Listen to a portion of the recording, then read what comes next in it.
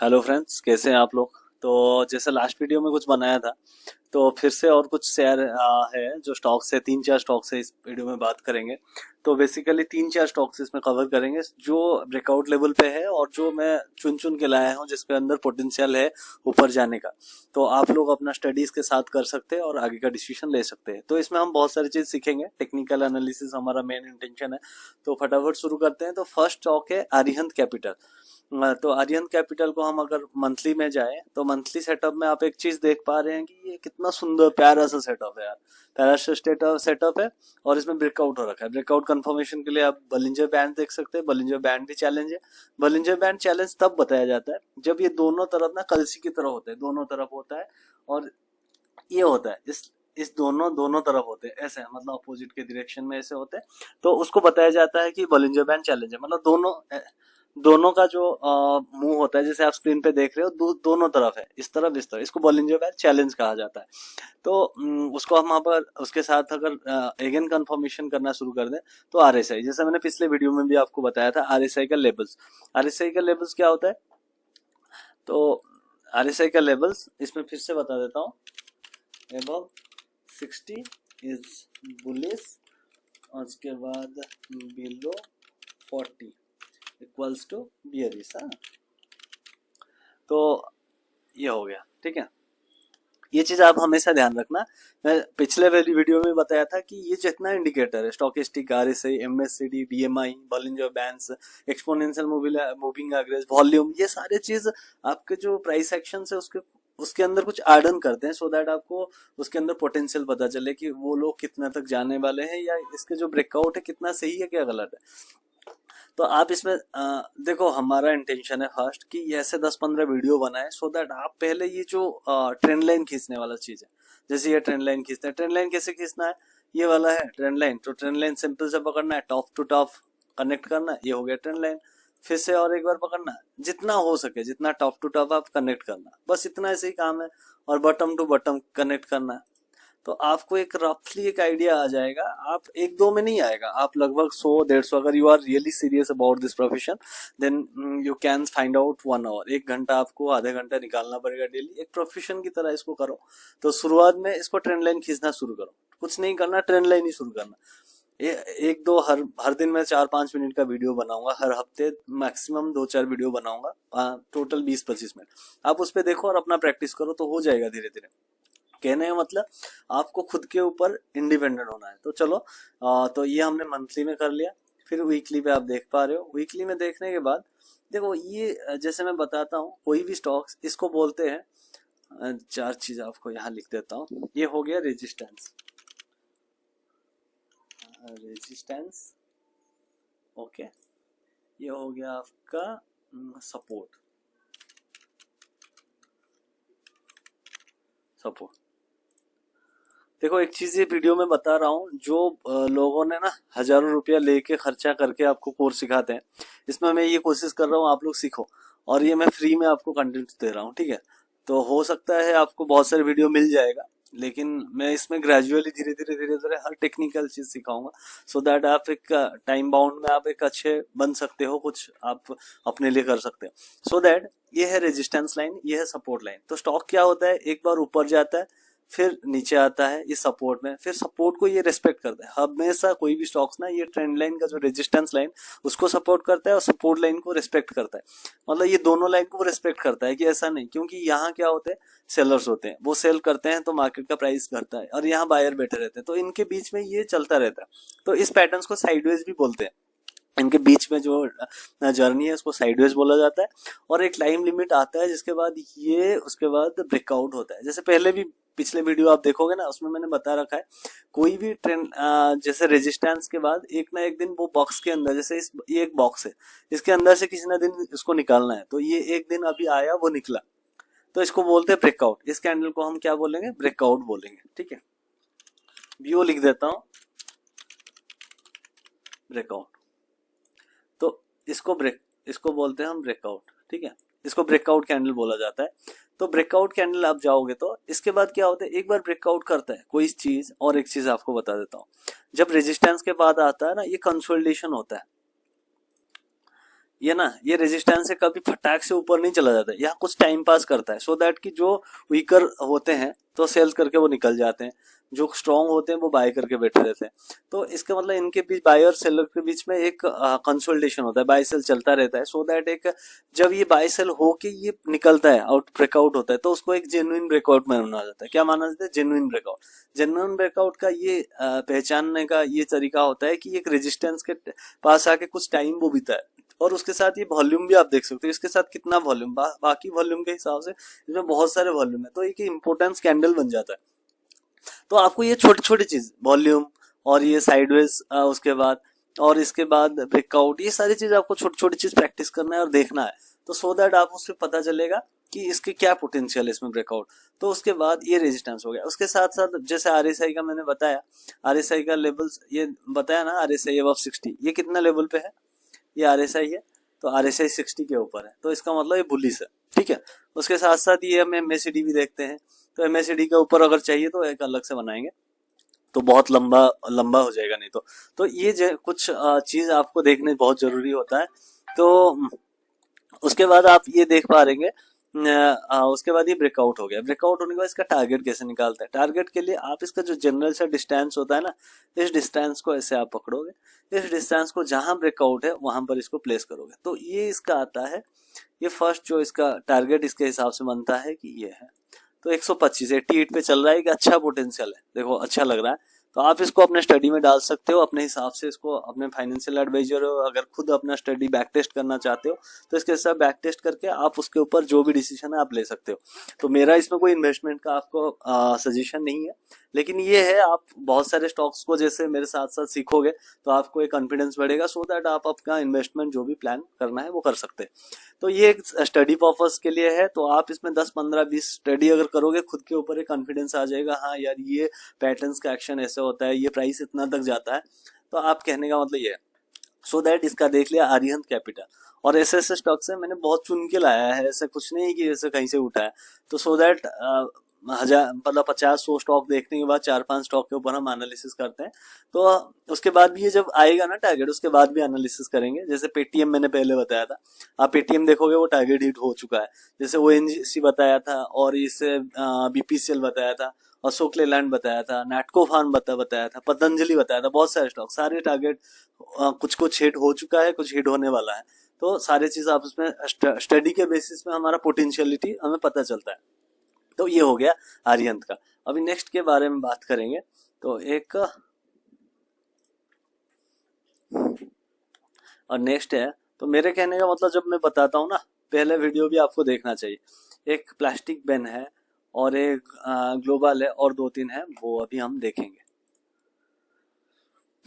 थोड़ा सा network slow है, सो दैट जब ये अगर थोड़ा टाइम टेकिंग करेगा तो स्किप कर देना, जब वीडियो आएगा ना आगे थोड़ा स्किप कर देना, सो दैट मैं चाहता हूँ एक ही वीडियो में आपको कंटिन्यूएशन में ये कवर करूँ। थोड़ा नेटवर्क का इशू के वजह से ये हो रहा है, तो एक्चुअली आप ट्राई करना, जैसे ही थोड़ा 1-2 मिनट डिले होता है तो आप एक स्किप कर देना, सो दैट आपको कंटिन्यूअसली वीडियो देखा जाए। हाँ, तो चलो आगे हम नेक्स्ट वीडियो के ऊपर आ गए हैं।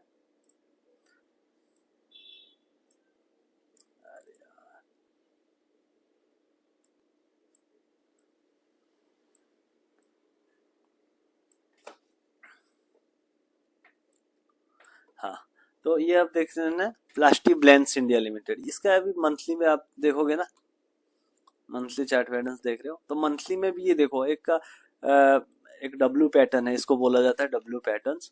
तो ये सारे पैटर्न्स जितना मैं बता रहा हूँ ना, आप इसको ध्यान में रखना है, ताकि आपको ना मतलब यही चीज बाद में जरूरत पड़ेगा, सो दैट आप इस पे ये बात,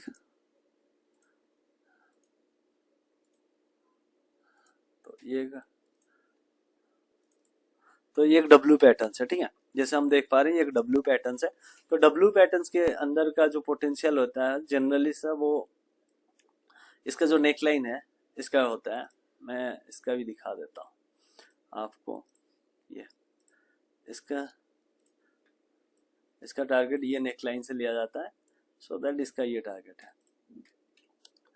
तो ये ब्रेकआउट में जानबूझ के यहाँ भी और एक ट्रेंड लाइन आप अगर खींचने की कोशिश करोगे ना, तो इसका टॉप से लेके इसका टॉप कनेक्ट करोगे, यहाँ एक टॉप लाइन होता है और इसमें भी एक है जो हमने खींच रखा है, इधर इधर से करके इधर एक खींच रखा है। तो जनरल से ये ब्रेकआउट कंसीडर करोगे तो हम थोड़ा कंजर्वेटिव हमेशा लेता हूँ मैं, हमेशा थोड़ा कि ज़्यादा नहीं, 2 4 5 रुपये में कुछ नहीं होने वाला है। तो हम अगर इतना बड़ा टारगेट मिल रहा है, अभी प्राइस कितने में चल रहा है 359, अभी अगर हमारा 444 का टारगेट आ रहा है तो अगर 5 6 रुपया का कम हम ले जाएंगे कोई दिक्कत नहीं होगा। सो दैट हम ये क्या करेंगे, इधर से लेके इधर तक रख देंगे ताकि हमारा 435 का ये टारगेट आ रहा है। सो स्टडी के हिसाब से हम ये देखना चाहते हैं कि इसका क्या काम करे। इसमें भी देखो आरएसआई बताया था, आरएसआई 60 के ऊपर है और इसमें बॉलिंजर बैंड भी देखोगे तो ये चैलेंज भी है। और इसमें वीकली में, चलो वीकली में भी जाओ, उसका डेली में भी जाओ। डेली में देखोगे ना तो ये भी एक पैटर्न्स बन रहा है। देखो एक सिंपल सा चीज, जब आप मंथली चार्ट्स में जाओगे, मंथली बाद वीकली, वीकली के बाद डेली आना, और डेली पैटर्न्स में जैसे छोटे छोटे टाइम फ्रेम में जाओगे, जैसे मैंने पहले ही बताया था, कोई भी मंथली वाला होता है एक लॉन्ग टर्म टाइम के लिए इन्वेस्टमेंट करते हैं, वो मंथली देखते हैं। वीकली और थोड़ा time mid term, short to mid term के लिए होता है, जैसे 2 महीना 4 महीने के लिए, 6 महीने के लिए, तो वो वीकली का टाइम फ्रेम देखते हैं। डेली आपको अगर कुछ पोजिशनल ट्रेडर है, 10 दिन 15 दिन 1 महीने के अंदर टारगेट आना है तो आप डेली, तो ऐसे ऐसे टाइम फ्रेम का इम्पैक्ट होता है स्टॉक के ऊपर।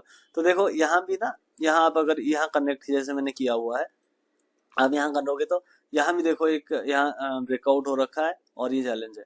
तो इसमें आप टारगेट जनरल से यहाँ से लोगे इधर दिखाओगे तो ऐसे टारगेट निकाला जाता है। आप इस स्टॉक को भी देख सकते हो, 411 का ये आ रहा है। तो फर्स्ट हम इसको देखेंगे 411 का कब आ रहा है, ठीक है। ये ऑल टाइम। और एक इम्पोर्टेंट चीज होता है, जो छोटी छोटी चीज लिख करता हूँ ना, आप इसको नोट कर सकते हो अपने, क्योंकि यही बहुत चीज, बहुत छोटे छोटे चीज कभी कौन से वीडियो में बता दूं वो आपके लिए काम आएगा।